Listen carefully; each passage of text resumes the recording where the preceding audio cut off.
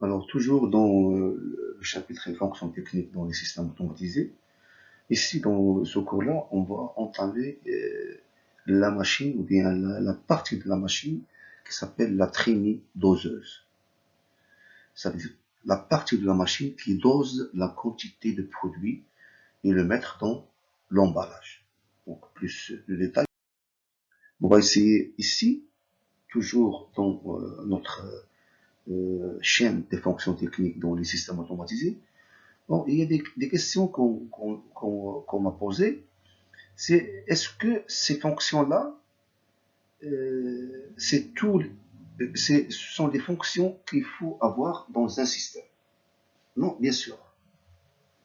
Ici, si on compte la chaîne d'information et la chaîne de puissance, il y a des petites fonctions entre les grandes fonctions. Ici, on n'a compté que les grandes fonctions qu'on devait avoir dans un système automatisé. Peut-être il y a une petite fonction entre acquérir et traiter. Ou bien ici, la fonction affichage. Il n'y a pas la fonction affichage. Il y a plusieurs systèmes qui affichent des choses, comme l'ascenseur. Il nous affiche l'étage où on y est. Donc, il y a des petites fonctions qu'on trouve dans les systèmes automatisés qui ne sont pas affichées ici dans la chaîne de fonctions techniques dans les systèmes automatisés. Pourquoi? Parce que ce sont des petites fonctions. Ils ont une importance, mais ce sont des petites fonctions. Ici, on n'a compté que les fonctions, les grandes fonctions. C'est comme si on parle de squelette d'un système automatisé. Le squelette. Mais il y a d'autres choses qui ont une importance.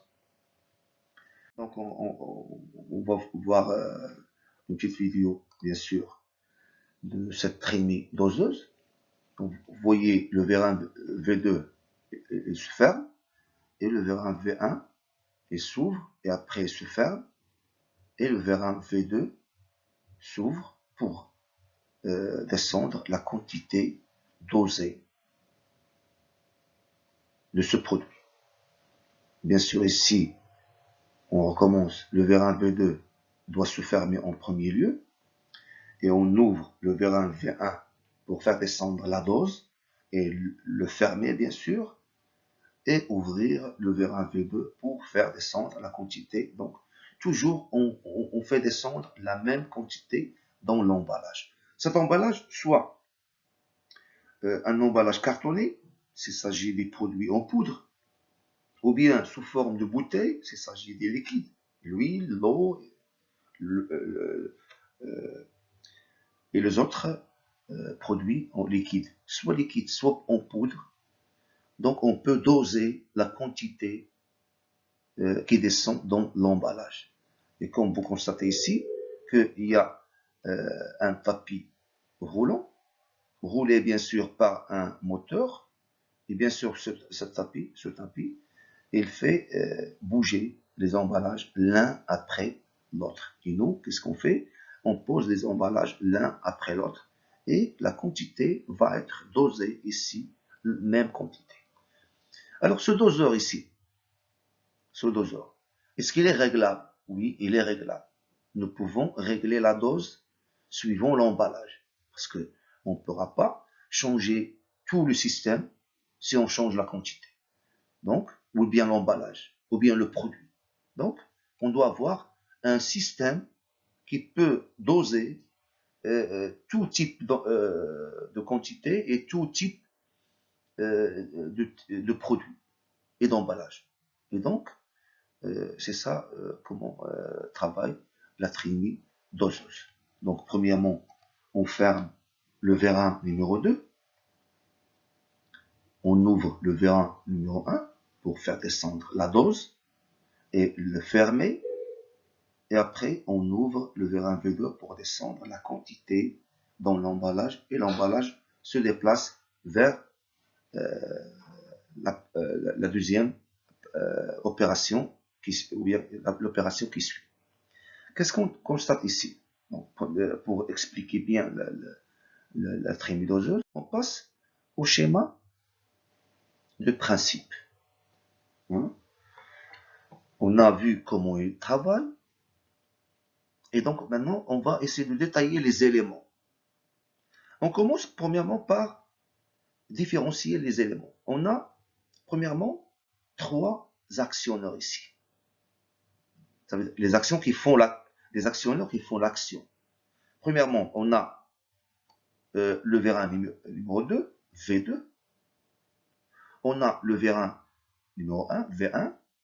Et on a le moteur. Donc on a 3 actionneurs sur lesquels on se base pour doser une quantité et la faire descendre dans un emballage. Bien. Les deux vérins V1 et V2, ils ont des distributeurs. On dit ici distributeur, mais un distributeur pneumatique, c'est un relais pneumatique. Hein, il joue le rôle de relais électrique. Mais ici, on dit distributeur, mais en fin de compte, c'est un relais, mais pneumatique. Il travaille avec l'air comprimé. Parce que ce vérin, vous voyez ce vérin-là, il ne travaille que par l'air comprimé. Et donc, on a besoin d'un relais pneumatique qui s'appelle ici distributeur. Alors ici, on a un distributeur D1 et un vérin V1 et un distributeur D2 et un vérin V2. Ces deux vérins-là, ils ont 2 fins de course. Le vérin V1, ils ont 2 fins de course. Il a 2 fins de course. Le fin de course FC10 et le fin de course FC11. Pourquoi? Parce que ces 2 fins de course, qu'est-ce qu'ils doivent donner à la carte mère? Ils doivent donner à la carte mère la position de vérin numéro 1. Si le vérin est la entrée, comme ça, et donc le fin de course FC10, c'est lui qui donne l'information à la carte mère que le vérin est ouvert. S'il est fermé, donc le fin de course FC11, c'est lui qui donne l'information à la carte mère. Pourquoi ça? C'est pour donner à la carte mère les positions de V1 et V2 pour qu'ils synchronisent le travail des deux vérins. Parce que c'est la carte mère, c'est elle qui donne les ordres. Bien. Donc on a dit que 2 fins de course pour le vérin V1 et 2 fins de course pour le vérin V2. Un distributeur ou bien un relais pneumatique pour le vérin V1 et un relais pneumatique pour le vérin V2. Alors, on a dit les actionneurs, ce sont les vérins V1 et V2 et le moteur. Le moteur, il a besoin d'un relais électrique, bien sûr. Le vérin V1, il a besoin d'un relais pneumatique, bien sûr. Et le vérin V2 aussi, il a besoin d'un relais pneumatique qu'on appelle distributeur D2. Donc, voilà. Donc, les relais, on a le relais électrique et 2 relais pneumatiques. Les actionneurs, 2 vérins, V1 et V2, et un moteur pas à pas. Pourquoi on dit pas à pas? Parce qu'il travaille avec l'angle. Nous pouvons lui donner l'ordre de tourner un quart de tour, ou bien un demi-tour, suivant la grandeur de l'emballage, suivant la distance entre l'emballage et l'autre. Et donc on dit moteur pas à pas, parce qu'il tourne avec des angles. Nous pouvons lui donner l'ordre de tourner 30 degrés à chaque fois. Parce qu'il y a des moteurs qui ne supportent pas ce type de commande. Donc nous, ici, on a besoin d'un moteur pas à pas pour qu'il tourne, mais il doit donner le temps à l'emballage pour qu'il reçoive la dose.